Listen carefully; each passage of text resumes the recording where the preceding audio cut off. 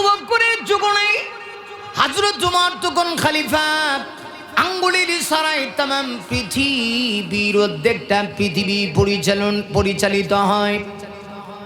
হযরত ওমর তখন খলিফা। তিনি একদিন মসজিদে নববীর মধ্যে বসা।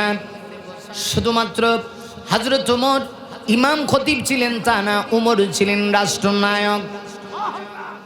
হযরত ওমর শুধুমাত্র খতিব তা না, ওমরকে আমার আল্লাহ এমন ভাবে কবুল করেছি, ওমরের আঙ্গুলের ইশারায় तमाम পৃথিবীর অর্ধেকটা পৃথিবী চলে। আল্লাহু আকবার কোন মুমিন রে। সেই ওমর মসজিদে নববীর মধ্যে বসা। অন্তর্দৃষ্টির এত পাওয়ার ছিল, মানুষের বাহ্যিক দুইটা কান আর অন্তরাত্মা দুইটা।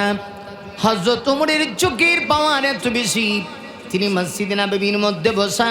মদিনা থেকে 350 মাইল দূরে যুদ্ধ চলতেছে। এই যুদ্ধের নেতৃত্ব দিচ্ছেন হযরতে সারিয়া। আরে মুমিন সাহাবীদের ভিতরে সেনাপতির দায়িত্ব পালন করতেছে হযরতে সারিয়া। যুদ্ধ আবার চলতেছে। একটা পাহাড়ের উপরে তিনি দাঁড়ানো। চতুর্দিক থেকে শত্রু বাহিনী মুসলমানদেরকে ঘেরাও করেছে, যে কোনো মুহূর্তে অতর্কিতভাবে হামলা চলতে পারে। হযরত সারিয়া জানেন না। আরে শত্রু বাহিনী যে চতুর্দিকে ঘেরাও করে আছে। হযরত ওমর মসজিদে নববীতে বসে বসে তার চোখ দিয়ে এই দৃশ্য দেখতেছে। হযরত ওমর 350 মাইল দূর থেকে দৃশ্য দেখে। তখনকার যুগে তো ইন্টারনেট ছিল না, তথ্য প্রযুক্তি এত উন্নত ছিল না, ডিজিটাল সিস্টেমের কোনো মাইক ছিল না, সততা পাবনা মাইক নাই, না বলতে কিচ্ছু নাই, মাইক নাই, তথ্য প্রযুক্তি নাই, বিনা ইন্টারনেট ভিতরে কি হযরত ওমর এই দৃশ্য দেখে মসজিদে নববীতে বসে সারিয়াকে উদ্দেশ্য করে একটা আওয়াজ দিলেন, ইয়া সারিয়া তুয়াল জাবান। ওমর ডাক দিয়া কয়, সারিয়া রে সাবধান, পাহাড় ছেড়ে দিও না, শত্রু বাহিনী চতুর্দিকে ঘেরাও করেছে, পিছন দিক থেকে নেমে আসো না। যেমনি নেমে আসবা শত্রু বাহিনী আক্রমণ করে তোমাদের কি পরাজিত করে ফেলবে। হযরত ওমরের সেই আওয়াজটা, তখন তো এত উন্নত ডিজিটাল সিস্টেম নেই।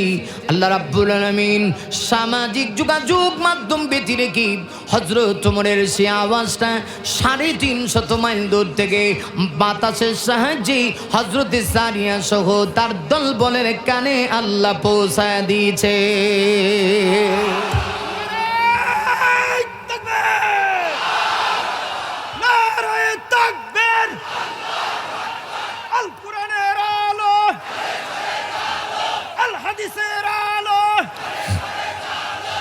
ইসলামের শত্রুরা, ইসলামের দুশমনেরা, সারা বিশ্বের মুসলমান মুমিন লেখাল গো। হযরত ওমর আওয়াজ দিলেন 350 মাইল দূর থেকে, সেই আওয়াজটা আমার আল্লাহ পৌঁছে দিলেন। মুহূর্তের ভিতরে হযরতে সারিয়া যুদ্ধের কৌশল পরিবর্তন করে একটু সময়ের ভিতরে বেঈমানদেরকে পরাজিত করে হযরতে সারিয়া বিজয়ীর বেশি মদিনায় প্রবেশ করছে। মদিনার সাহাবীরা জিজ্ঞাসা করে, ওরে সারিয়া,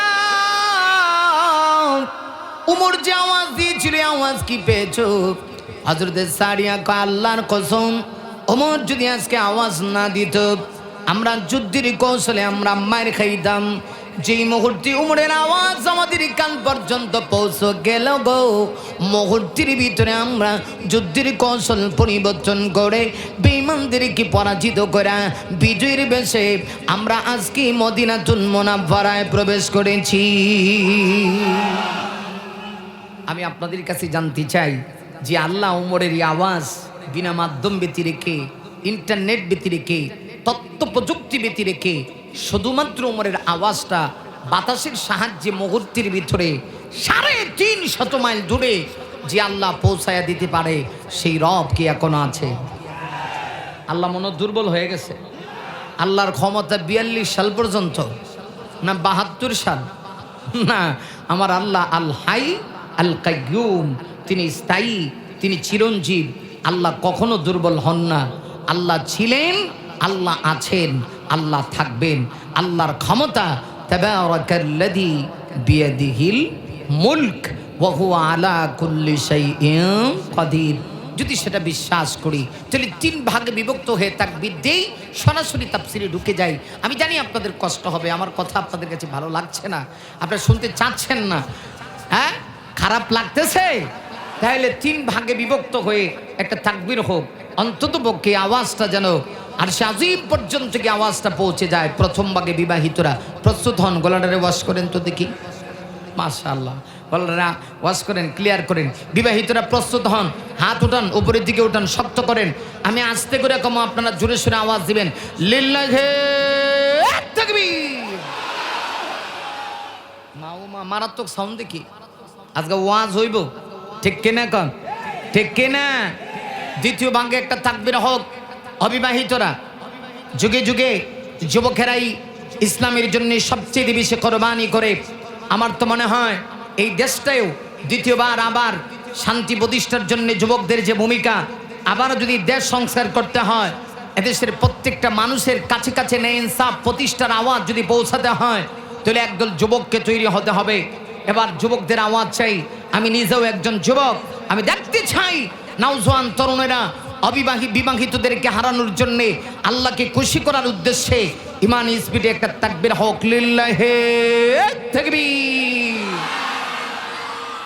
মারাত্মক সাউন্ড দেখছেন, সংখ্যায় কম কিন্তু পাওয়ার বেশি। মাশাআল্লাহ মাশাআল্লাহ। এই স্যার দাঁড়ান দাঁড়ান দাঁড়ান, আমি হেই বক্তই, আমি সিস্টেম দিব, স্টেশনে গেলে ভরে দিবেন।